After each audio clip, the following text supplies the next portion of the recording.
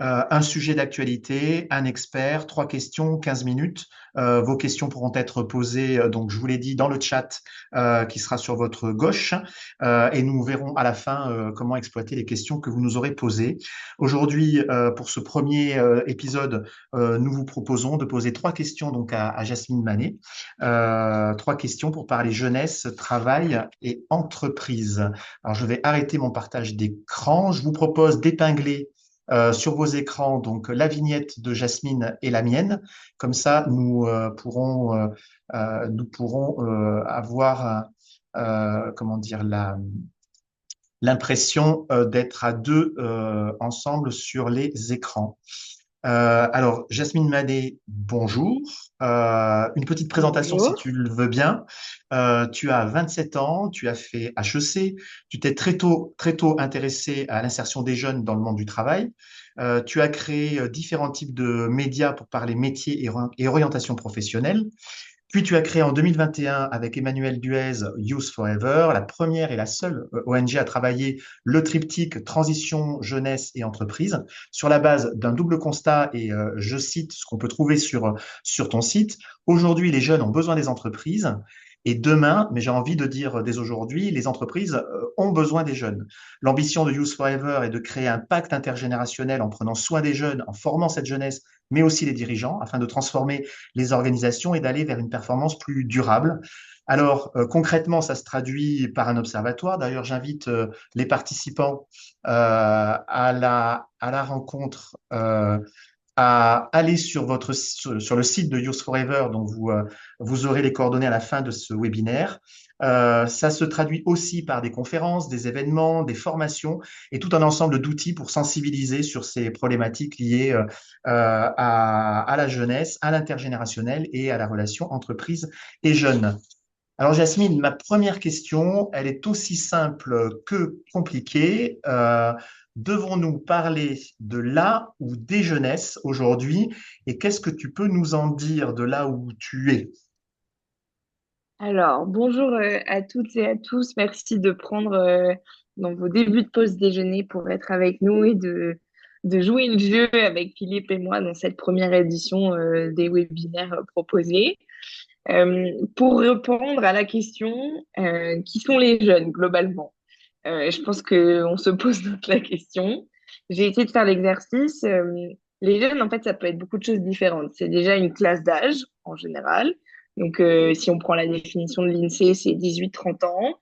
Si on inclut aussi les enfants, bah, on peut descendre plus bas. C'est sinon les 15-25 ans, qui est souvent une période qu'on utilise beaucoup aussi sur la jeunesse. C'est aussi une période de vie. Est-ce qu'on est jeune quand on est en études ou sans contrainte? Est-ce qu'on peut encore être jeune quand on devient parent? Enfin, c'est toute une question à se poser. C'est aussi un état d'esprit. On est jeune dans sa tête ou on ne l'est pas. En l'occurrence, chacun a sa définition de ce que ça veut dire. Ou nous, en l'occurrence, on utilise beaucoup la notion de génération.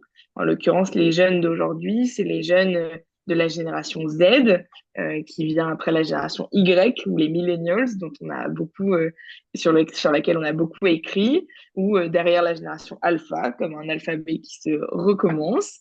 Et en l'occurrence, la génération Z, c'est une cohorte d'âge qui est née entre, en fonction des définitions, ça change un petit peu, mais c'est en gros entre 1996 et 2010. Donc c'est globalement, moi je suis dans la vieille partie de cette génération, mais c'est entre 28 et 2010, ça nous fait 14 ans, donc entre 14 et 28 ans, donc ça nous fait globalement une cohorte d'individus en fin d'études ou en tout cas en fin de lycée, enfin au lycée et ensuite en insertion dans la vie active de près ou de loin, avec peut-être qu'on peut comme ça dater au stage de troisième, stage de seconde en l'occurrence pour les jeunes d'aujourd'hui, mais ils vont vieillir bien sûr. Et donc, la définition bougera un petit peu. Donc, ça, c'est déjà une première façon d'aborder le sujet. Si on Complètement. va après plus dans le détail, et pourquoi moi je parle plutôt de génération, c'est un concept qui est assez utile parce qu'une génération, plus qu'une cohorte d'âge, c'est une cohorte d'âge façonnée par son époque. En l'occurrence, ce serait un ensemble d'individus qui, par le contexte dans lequel ils ont grandi, par la culture qui façonne leurs imaginaires, la culture populaire notamment, la vivent de manière assez homogène, qui ont les mêmes références musicales, cinématographiques, etc., mais aussi ont vécu les mêmes événements qui seraient fondateurs dans leur rapport au monde. Et en l'occurrence, pour la jeune génération enfin la génération Z, ce serait une cohorte d'âge entièrement façonnée par le digital, qui sont nés avec Internet, qui sont nés avec des outils et des réseaux sociaux que vous connaissez tous. C'est une génération qui vit dans une période d'incessante crise, je dirais, crise économique, crise démographique, crise environnementale, crise politique aussi, et qui est notamment crise sanitaire et notamment le Covid, qui est vraiment un axe central quand on regarde la jeune génération, qu'on essaye de comprendre son rapport au monde, et du coup qui serait un petit peu différente dans son rapport au temps, dans son rapport aux autres, dans son rapport à l'engagement par rapport aux jeunes d'avant, je dirais. La question du temps, par exemple, je la trouve super intéressante. On est dans une jeune génération, sans rien vous apprendre, qui est dans l'instantanéité. Le digital dicte ce moment présent dans tout ce qu'on est, dans tout ce qu'on fait, dans le travail comme dans la consommation, comme dans le vote, comme dans l'accès à l'information, la communication avec ses proches. Et donc, c'est ce côté très court terme, voire instantané, va façonner des réactions, des façons de faire. On peut aussi parler d'une incapacité à se projeter, qui est très liée à cet ancrage dans le présent et donc qui peut se traduire derrière dans des réactions épidermiques dans certains postes quand on parle du travail. Mais pour répondre bien sûr à la question de les ou la jeunesse, le problème de ces concepts, c'est qu'ils gomment tout aspect de diversité et qu'on a tendance à confondre les jeunes avec les plus vocaux ou les plus visibles d'entre eux, donc souvent les plus diplômés, les plus urbains, d'une certaine classe sociale. Et donc, on confond parfois les jeunes avec ses enfants ou ses amis, avec ses alternants, ses stagiaires. Et les jeunes, en fait, c'est beaucoup plus complexe. C'est bien sûr à croiser avec plein d'autres critères, l'origine sociale, le diplôme, le genre, le territoire. Et ce qui rend la définition en fait quasiment caduque et qu'on peut plus parler des jeunes, mais comme on peut plus parler des personnes entre 30 et 40 ans, ça ne veut rien dire en tant que tel. Et c'est pour ça qu'on fait plus l'exercice d'ailleurs sur les générations, on le fait de moins en moins sur les générations plus âgées, parce que c'est très difficile. Une fois que la vie s'en mêle, entre guillemets, quand on sort d'études, qu'on commence sa vie d'adulte, on a encore quelques traits communs qui sont les séquelles du monde dans lequel on a grandi. Derrière, la vie prend le relais et c'est très difficile de tirer des généralités sur une cohorte d'âge. Donc oui, les jeunes, à mon avis, c'est beaucoup plus de parler des jeunesses. Si on parle de la génération Z ou des jeunes, il faut savoir de quoi on parle. On va en venir sur le rapport au travail. Et je pense que ce qui est très important, c'est de garder en tête que les jeunes, ça reste des jeunes au sens où ils n'ont pas d'expérience, où ils commencent leur vie et que peut-être un point de vigilance que j'ai envie de vous proposer, c'est ne pas reprocher à des jeunes d'être jeunes ou de ne pas être vieux en l'occurrence, qui est parfois dans les reproches qu'on leur fait peut être un mélange entre la génération et l'âge qui, bien sûr, va dicter certains comportements. Voilà, donc je ne sais pas si ça répond à ta question, Philippe, mais globalement, les jeunes, c'est un peu tout et rien, et c'est bien sûr au pluriel. Ouais, moi je dirais, alors à t'entendre, on voit bien hein, que on doit parler en effet des jeunesses. Je pourrais presque me dire finalement ces histoires de génération, ça va peut-être faire hurler certains de nos participants. On accueille pas mal de monde. Peut-être des concepts plus de GRH, de RH. Il fallait créer des typologies en fait, donc pour par simplicité et pour peut-être imaginer aussi des dispositifs un peu d'accompagnement. En tout cas. On retient l'idée que c'est plus un état que quelque chose que l'on peut déterminer de façon très stricte et très encadrée. Et alors pour le coup, elles attendent quoi ces jeunesses du monde de l'entreprise, du travail déjà, du monde de l'entreprise, et puis de l'entreprise. Qu'est-ce qu'elles en attendent aujourd'hui, d'après toi et de ce que vous observez à Youth Forever? Globalement, déjà, pour reprendre ton point, je pense pas du tout que ce soit un concept à jeter à la poubelle, c'est juste qu'il faut bien en connaître les limites. C'est devenu marketing alors que à l'origine, c'est une façon de décrypter les tendances et les signaux faibles d'un ensemble d'individus qui ont été façonnés par un contexte.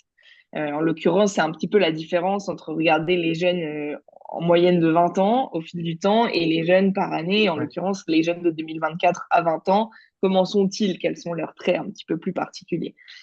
Et dans leur rapport au travail, si je devais donner quelques éléments sur le temps court qu'on a, et puis par ailleurs, comme tu le précisais, c'est des sujets que j'aborde beaucoup en détail dans nos différentes enquêtes. Mais en l'occurrence, déjà, leur rapport au travail, c'est beaucoup de mythes par rapport à ça, des mythes qui sont d'ailleurs, vous pourrez me dire, des mythes qui ne sont pas nouveaux et qu'on a porté un regard sur la jeunesse depuis l'Antiquité, qui est entre guillemets à la peau dure. Mais en l'occurrence, c'est le mythe de les jeunes veulent plus travailler, les jeunes veulent Mmh. plus de CDI aujourd'hui, ils ne veulent plus de contraintes, ils ne veulent plus s'engager. Euh, c'est tout un tas de postulats qui sont vrais et pas vrais en Mmh. fonction des jeunes dont on parle, mais aussi quand on regarde par exemple juste la question du CDI, le CDI en tant que tel a changé de place et a changé de réputation, je vais dire. Donc le CDI reste le premier contrat que les jeunes cherchent, mais il faut le remettre dans son contexte. Pour la majorité des jeunes, je crois que c'est plus de 52% sur le dernier semestre et ça change en fonction de la localisation et des moments dans l'année. Et c'est 52% d'entre eux qui sont en contrat précaire. Pour eux, le CDI n'est pas en moyenne, ne sera pas le premier contrat que l'on obtiendra quand on cherche un emploi. Donc ça reste quelque chose que l'on recherche parce que c'est un moyen. C'est des Mmh. garanties sociales qui sont aujourd'hui indispensables quand on veut acheter un appartement ou juste louer un Mmh. appartement si on revient à des préoccupations plus terre à terre. Et donc, derrière ces mythes, en fait, il faut aller poser la question de qu'est-ce qu'on met derrière cette définition et pourquoi est-ce qu'on a ces postulats-là. De l'autre côté, on a aussi progressivement euh, une tendance, mais ça va avec un mouvement d'éducation, hein, et je ne jette la pierre à personne, mais à demander aux collaborateurs, quels qu'ils soient, de plus en plus, quelles sont vos attentes dans un mouvement de remise en question de la place du travail dans nos vies. Et je le rappelle, et je le rappelle, c'est vraiment un moment, une sorte d'héritage que la jeunesse a dans la façon dont ils ont été éduqués notamment. Et donc aujourd'hui, on pose la question aux gens, qu'est-ce que vous attendez d'un travail? Donc on la pose notamment aux jeunes, puisque derrière, on a des enjeux d'attractivité, de Mmh. fidélisation dans nos entreprises. Et en l'occurrence, le risque, c'est de tomber un peu dans ce que j'appelle moi la liste de courses. C'est qu'à force de demander aux gens ce qu'ils veulent, bah, ils vont nous dire, en l'occurrence, ils veulent être bien payés. Les jeunes, c'est très fort chez eux. Ils veulent de la responsabilité, ils veulent de la flexibilité, ils veulent du respect, de la transparence, etc., etc. Beaucoup d'avantages. Et en l'occurrence, en fait, de créer cette dynamique où on se met au service d'eux et on pose la question aux gens, ça va créer comme ça cette liste de courses À l'inverse. inatteignable pour personne, qui peut être dangereuse parce qu'à force de demander aux gens ce qu'ils veulent, on peut avoir envie de leur donner. Est-ce que ça veut Et dire qu'il faudrait pas demander ou demander moins? si, mais j'y reviens après, Mmh. mais globalement, je pense qu'il y a une notion qu'il faut responsabiliser aussi dans ce que ça implique. Et du coup, faire la part des choses entre les études où c'est du déclaratif dans un monde, entre guillemets, idéal et la réalité du terrain. Et puis, globalement, c'est quand même une tendance de fond de l'ensemble des collaborateurs français qui veulent plus d'équilibre de vie pro-perso, de flexibilité, d'horaire, moins de pénibilité dans leur travail, peut-être de plus en plus de désengagement. Et c'est pour ça, en fait, que peut-être mon point principal, c'est que dans leur rapport au travail, les symptômes et la façon dont ils l'expriment est assez radicale et peut-être un peu maladroite. Mais en l'occurrence, les attentes des jeunes sont les attentes de tout le monde. Moi, j'aime bien dire que Mmh. les jeunes sont une loupe, en fait. Une loupe grossissante sur l'ensemble des collaborateurs, tout simplement parce que souvent c'est plus fort chez eux.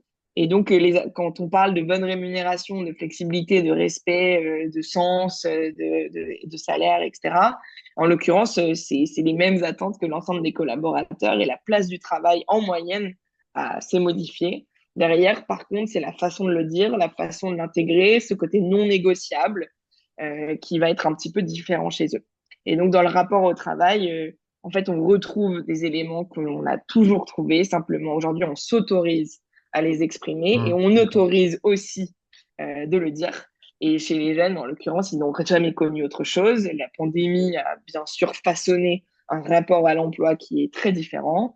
Et donc, ça donne ce qu'on voit aujourd'hui dans les différentes enquêtes et voir ce que vous vivez sur le terrain tous les jours, dans leurs attentes. Et puis, on peut enchaîner sur les leviers, mais voilà, je partirais un petit peu de ça, de pas tomber dans la liste de courses si possible et avec un peu de nuance, arriver à dézoomer pour regarder en intergénérationnel et utiliser plus les jeunes comme une loupe grossissante qui nous permet d'analyser un petit peu des tendances de fond. Donc là aussi, on le voit, des attentes, tu l'as très bien dit, qui sont celles finalement de toutes les générations qui intègrent le marché du travail et qui rentrent dans la vie active. La troisième question qu'on voulait te poser, c'est une fois qu'on a un peu compris en effet que cette jeunesse, elle est plurielle. Les attentes sont finalement pas si éloignées des attentes que nous avions quand nous-mêmes nous étions dans cet état-là. Là, je parle plutôt pour moi, puisque toi, manifestement, tu as encore quelques années dans ce bel état de jeunesse. Euh, Vous travaillez Youth Forever aussi bien avec les jeunes qu'avec les entreprises. Donc, ce qui est assez intéressant, dans les entreprises, des grandes, des branches professionnelles, etc. Comment elles perçoivent ces entreprises, cette jeunesse? Quelles sont leurs attentes vis-à-vis d'elles? Et puis aussi, qu'est-ce qu'elles ont à leur proposer finalement? Tu parlais de levier. Voilà, quels leviers elles peuvent utiliser pour les attirer, les garder? Alors, est-ce qu'on peut garder finalement aujourd'hui des jeunes dans nos entreprises? En tout cas, c'est un fort enjeu, hein. C'est pour ça que se sont développées notamment les démarches de marque employeur. Donc, voilà, Bien quel est le sûr. retour que vous avez des entreprises partenaires avec lesquelles vous travaillez? Alors, globalement, ce qui est intéressant, et puis je m'excuse auprès de tout le monde, forcément, dans un temps très court, je suis obligée de faire des raccourcis. C'est normalement, il me faudrait 2 heures pour parler de tout ça. Mais en l'occurrence, pour revenir à cette question, on- en fait, on voit se reproduire un schéma intemporel, je dirais, de décalage des perceptions entre les deux publics concernés. En l'occurrence, là, on parle des employeurs et des employés, mais globalement, les jeunes vs le reste du monde.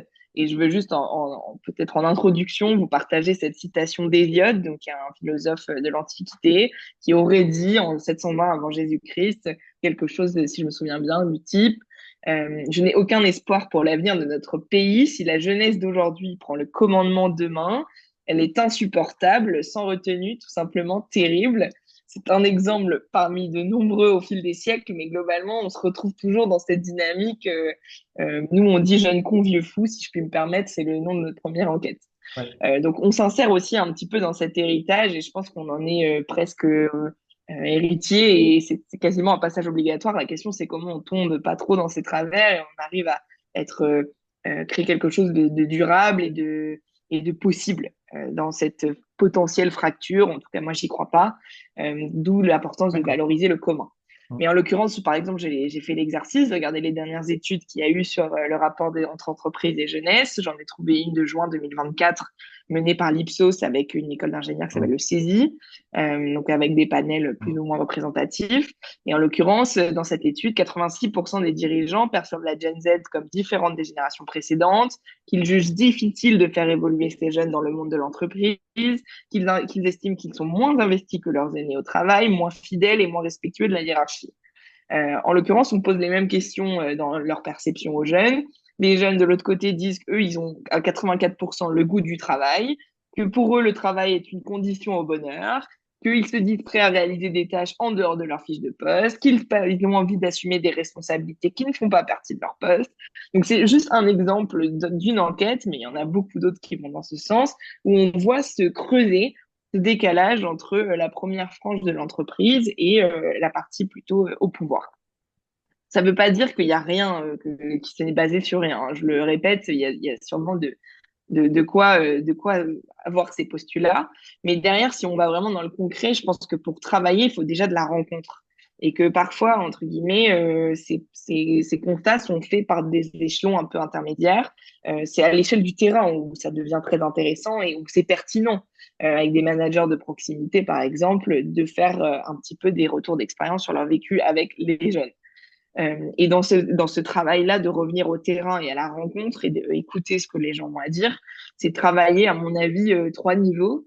À la fois la relation individuelle, manager managé, patron, patronne, jeune, etc. Le collectif, parce que le collectif reste une des attentes principales et c'est la raison pour laquelle on reste ou la raison pour laquelle on part d'une entreprise. Donc, comment recréer du lien, même si ça paraît difficile a priori, mais quand les gens s'entendent bien, globalement, c'est quand même beaucoup plus simple, quelle que soit la différence d'âge. Et puis surtout, de travailler, c'est sûrement le plus difficile, le long terme. Pour une génération, encore une fois, qui est dans le Mmh. présent. Et donc d'arriver à créer des trajectoires où entre guillemets, on leur fait pas peur, on leur dit pas, alors chez nous, sur 15 ans, voilà ce qui va se passer, ça leur parle pas. Mais en l'occurrence, de parler d'une année, d'accompagner des parcours de vie, de ce qui se passe à côté de la vie. Et notamment, on a remarqué que, mais je pense encore une fois, c'est pas les jeunes d'aujourd'hui, ça a toujours été le cas, mais les jeunes sont très sensibles à ce qui se passe autour d'eux. Et notamment ce qui se passe au niveau de la direction, au niveau du management. Ils vont regarder, par exemple, dans la parentalité en voyant un patron, une patronne épuisée, qui n'a pas du tout de temps de famille, etc., je caricature, bah, on va se dire, bah, moi, dans ma vie future, j'ai pas du tout envie de ça. À l'inverse, j'ai déjà entendu des jeunes femmes de 22 ans me dire, euh, nous, on reste dans cette entreprise parce qu'ils traitent super bien les mamans et le jour où je voudrais des enfants, je voudrais dans un environnement comme celui-ci. Ouais. Derrière, quand on leur pose la question, est-ce que vous avez un désir de parentalité? Pas du tout. Mais ça, quand même, ça donne un signal. Et globalement, pour conclure et ne pas prendre tout votre temps, moi j'aime bien parler de comment on peut tisser des pactes, un nouveau pacte. Je sais que ça s'insère dans un projet que vous avez, le pacte pour l'embauche, et puis nous on parle beaucoup de pacte intergénérationnel, mais globalement, dans la notion de pacte, c'est pour sortir du mot contrat ou du mot relation. Dans le pacte, il y a une notion d'horizontalité, de donnant-donnant, de gagnant-gagnant, de devoir et de responsabilité de chaque côté. Et je pense qu'il faut reclarifier, resimplifier et re-responsabiliser, je dirais, mais ça va avec mon sujet de la liste de courses des attentes, de ne pas en fait, de pas infantiliser aussi les jeunes dans leur rapport au travail et d'entretenir des stéréotypes malgré vous, hein, et qu'ils peuvent faire vivre d'ailleurs eux-mêmes au risque de les rendre autoréalisateurs, entre guillemets. Il y a vraiment ce risque-là, à force d'entendre des choses sur soi, et les réseaux sociaux le font déjà largement, de revenir en fait à cette notion de pacte, de clarification de ce qu'on attend l'un de l'autre et de communication, je veux dire, permanente. Voilà un petit peu moi ce que je ferais, mais après, j'ai pas le temps de développer plus d'exemples, mais d'utiliser cette matrice-là et notamment ce réflexe de l'intergénérationnel pour se dire, est-ce que là, le sujet que je traite, c'est un sujet jeune ou pas? C'est rarement le cas. Et dans ce cas-là, qu'est-ce qui se cache derrière? Est-ce que c'est une question de qu'est-ce que c'est qu'une carrière? De redéfinition de l'autorité ou de l'expertise ou de l'expérience ou de l'ancienneté. Qu'est-ce que ça donne comme statut, comme titre, etc. Et là, on rentre vraiment ce que moi je trouve très enthousiasmant, une opportunité de réinvention ou de redéfinition du fondement de notre modèle RH, et le tout en impliquant tout le monde parce que c'est pas les jeunes qui dictent leurs règles du jeu, encore une fois. C'est une culture à poser, des partis pris à prendre et voilà, globalement, un petit peu ce vers quoi j'irais. Moi, je retiens dans tout ce que tu dis, en effet, une affaire de rencontre. Et pour le coup, Yours Forever, vous créez ces espaces de rencontre et de discussion, d'échange, de débat et d'outillage pour mieux, enfin, pour renforcer ces relations, mieux se comprendre mutuellement. Alors, le concept, c'était 3 questions, 15 minutes. Les 15 minutes sont un petit peu dépassées, donc merci à tout le monde de rester parmi nous. J'ai quand même une quatrième question. Alors, c'était pas le concept de base, mais ton sentiment aujourd'hui, quand tu es en contact des entreprises, est-ce qu'elles ont envie de réfléchir à ce sujet-là, de construire peut-être une autre manière finalement de s'adresser à ces jeunes et est-ce que toi, tu as plutôt le sentiment que on est sur la bonne voie pour résoudre comment dire, cette communication qui peut parfois être un petit peu biaisée? Ton micro, Jasmine. Ton micro, pardon. Je dirais que c'est impossible de répondre à la question. En fait, il y a tellement d'histoires que d'entreprises. Le, la seule remarque que j'aurais à faire, c'est que enfin, sans surprise, ce sujet est très impacté en fonction de la conjoncture et que le sens des priorités d'employeurs, ce que je comprends tout à fait, et notamment du rapport au travail des jeunes, va être très dépendant du contexte politique et économique dans lequel nous sommes. Ouais. Les jeunes ont été très à la mode, si je puis me le permettre, Oui, post-Covid, dans un 2021-2022, on en a beaucoup parlé, on a beaucoup mis la lumière sur la précarité étudiante, etc. Après, on a eu tout un débat plutôt côté senior avec la réforme des retraites. Aujourd'hui, on est plus prudent pour pas catégoriser, on parle plus d'intergénérationnel et de comment faire ensemble. Néanmoins, pour la traduction d'engagement en actes, malheureusement, le contexte vient mettre son petit grain de sel là-dedans et c'est pas toujours prioritaire.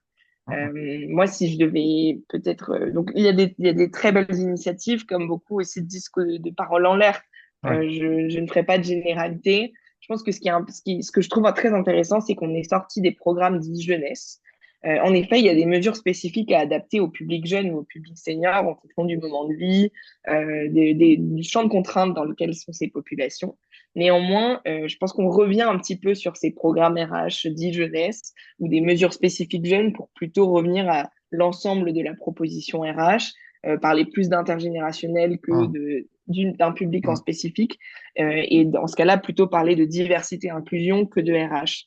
Et ça, je trouve ça plutôt encourageant parce qu'on va dans le bon sens, encore une fois, à mon sens. Merci, merci Jasmine. C'est vrai que celle-là était pas prévue, c'était parce qu'on n'avait pas envie de te quitter trop rapidement. Les 15 minutes, elles sont écoulées. Un grand merci pour cet éclairage et le travail quotidien qui est le tien et celui de ton équipe pour renforcer les liens et lutter contre les préjugés. J'ai partagé à l'écran, j'espère que vous le voyez, une diapo pour vous montrer comment aller plus loin sur ces sujets-là avec évidemment le site de Youth Forever et les super études. Hein. Vous avez fait une première étude en 2020, c'était sur la génération Z de mémoire, une étude assez intéressante sur, tu l'as cité, jeune con versus vieux fou. Je suis un de ces vieux fous et j'ai trouvé ça très intéressant de m'y pencher. Ou encore jeunesse et recherche d'emploi. Je pense qu'on a dans nos auditeurs des personnes qui accompagnent des publics et ça peut être aussi une source d'inspiration assez intéressante. Je rappelle également qu'il est possible de vous mobiliser Youth Forever pour des activités hors Paris où vous avez votre siège puisque vous vous déployez sur tout le territoire national et même les ultramarins, me semble-t-il. On peut Mm. vous mobiliser pour des événements avec les entreprises, avec les jeunes et les entreprises. Donc, il ne faut pas hésiter à rester en contact avec Jasmine. On espère d'ailleurs te revoir et revoir Youth Forever en région Occitanie. Ça sera avec un très, très grand plaisir. Et donc, vraiment, un grand merci pour cet échange.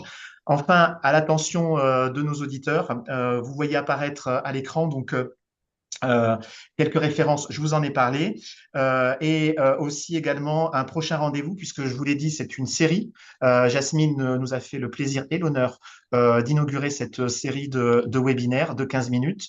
Le prochain webinaire aura lieu en octobre, et il s'agira donc de parler de RSE, la RSE, tout simplement. Jasmine, merci beaucoup à toi. Merci à vous tous d'être venus et de nous avoir écoutés. Et en effet, je reste complètement disponible pour continuer les échanges sur LinkedIn ou autre canal que vous aimez, appréciez. Et puis à bientôt en région Occitanie dans ce cas. Avec grand plaisir, Jasmine. Je rappelle que le webinaire a été enregistré. Il sera posé donc sur une chaîne YouTube à mon nom et vous l'avez sur la diapo précédente. Et si vous le souhaitez, vous nous écrivez, on vous enverra le lien pour retrouver cet enregistrement. Merci, Jasmine. Merci à toutes et tous qui ont partagé ce moment avec nous. Très bonne fin de matinée, bon appétit et à très bientôt.